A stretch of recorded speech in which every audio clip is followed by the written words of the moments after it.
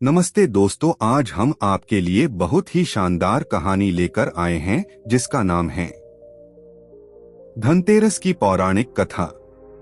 धनतेरस का पर्व कार्तिक मास की त्रयोदशी को मनाया जाता है और इसे धन त्रयोदशी या धनवंतरी त्रयोदशी भी कहते हैं।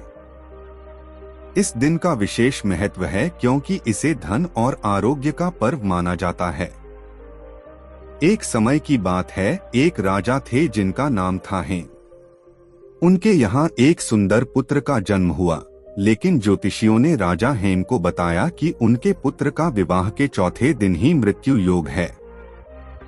यह सुनकर राजा और रानी बहुत चिंतित हुए, लेकिन वे समय के साथ इसे भूल गए। समय बीतने के साथ वह राजकुमार बड़ा हुआ और उसका विवाह भी हुआ। विवाह के चौथे दिन जब उसकी मृत्यु का समय निकट आया, यमराज ने उसके प्राण लेने के लिए अपने दूतों को भेजा।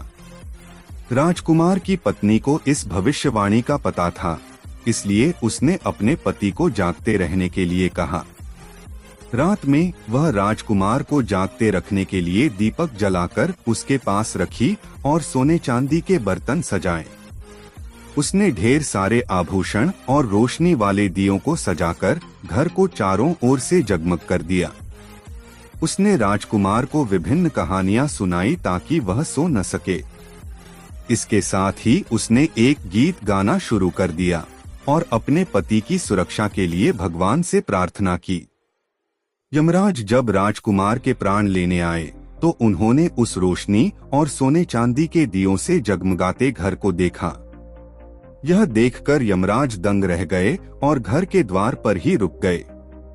वह उस प्रकाश से प्रभावित हुए और भीतर प्रवेश किए बिना लौट गए। इस प्रकार राजकुमार की पत्नी की भक्ति और प्रेम से उसका पति यमराज के भय से बच गया। इस घटना के बाद से धनतेरस के दिन सोने चांदी, आभूषण और धातुओं के बर्तन खरीदने की परंपरा शुरू हो गई। ऐसा माना जाता है कि धनतेरस पर खरीदी गई धातु यमराज को घर से दूर रखती है और सुख समृद्धि का आशीर्वाद देती है। इस दिन भगवान धनवंतरी, जो स्वास्थ्य और आयुर्वेद के देवता माने जाते हैं, उनकी भी पूजा की जाती है। इस प्रकार धनतेरस का त्योहार धन, सुख और समृद्धि के साथ साथ स्वास्थ्य का प्रतीक बन गया है। धनतेरस की इस पावन घटना के बाद राजा हेम और उनके परिवार ने हर साल इस दिन को विशेष रूप से मनाने का संकल्प लिया। उन्होंने अपने राज्य में धनतेरस के दिन दीप जलाने, आभूषण खरीदने और यमराज के सम्मान में अनुष्ठान करने की परंपरा शुरू की। धीरे धीरे यह परंपरा पूरे राज्य में और फिर अन्य स्थानों पर भी फैल गई। समय के साथ लोग धनतेरस के दिन सोने चांदी और नए बर्तन खरीदने लगे, क्योंकि इसे समृद्धि का प्रतीक माना जाने लगा। ऐसा कहा जाता है कि इस दिन खरीदी गई वस्तुएं घर में लक्ष्मी का आगमन लाती हैं और पूरा वर्ष घर में सुख समृद्धि बनी रहती है। इस परंपरा के साथ साथ धनतेरस पर भगवान धनवंतरी का पूजन भी किया जाता है, जो समुद्र मंथन से अमृत कलश लेकर प्रकट हुए थे। उन्हें स्वास्थ्य, आयुर्वेद और दीर्घायु का देवता माना गया है। इसलिए धनतेरस के दिन भगवान धनवंतरी की पूजा कर उनसे आरोग्य और निरोगी काया का आशीर्वाद मांगा जाता है। लोग अपने घरों में धनतेरस की संध्या पर दीप जलाते हैं और घर की साफ सफाई करते हैं ताकि मां लक्ष्मी और भगवान धनवंतरी का आगमन उनके घर में हो।